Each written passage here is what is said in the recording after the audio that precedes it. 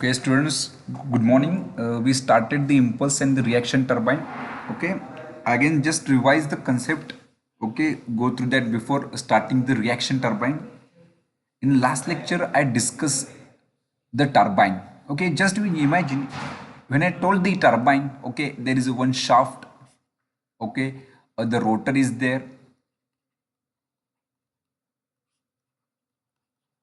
Okay, on that rotor, on its periphery, okay, the number of blades are attached and at equidistance.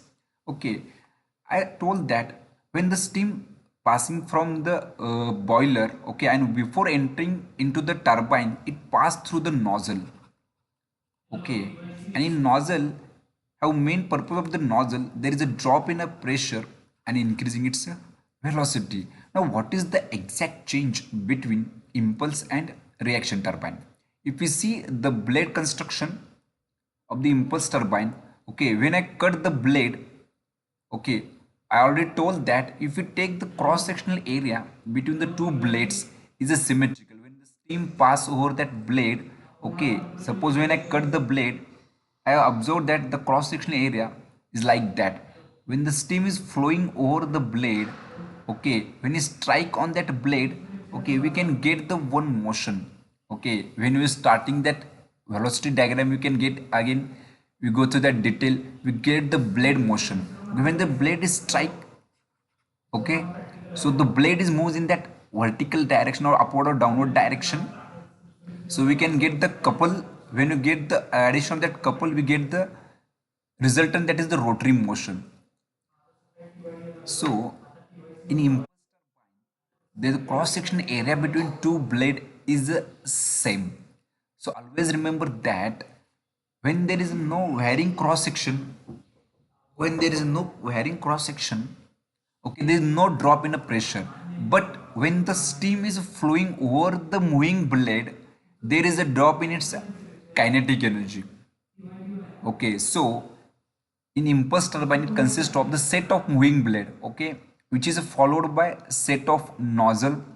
Okay, if you see this figure, this is a cross section area of that wheel.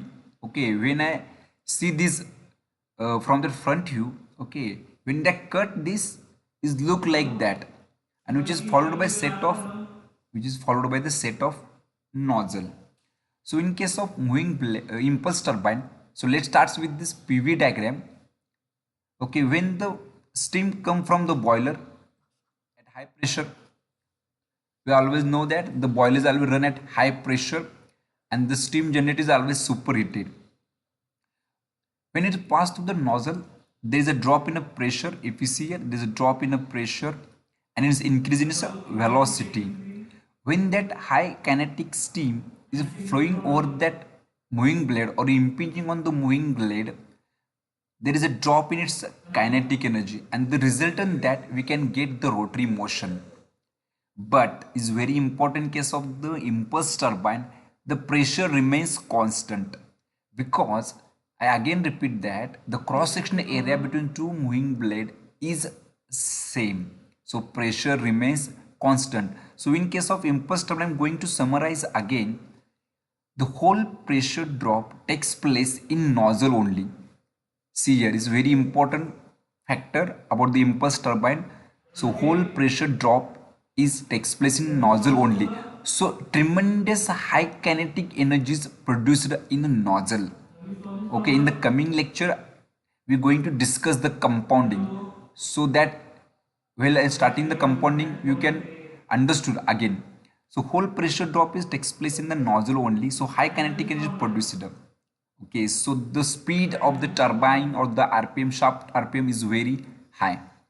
So in case of nozzle or in case of impulse turbine, the whole pressure drop is takes place in nozzle only. Throughout, the pressure is constant.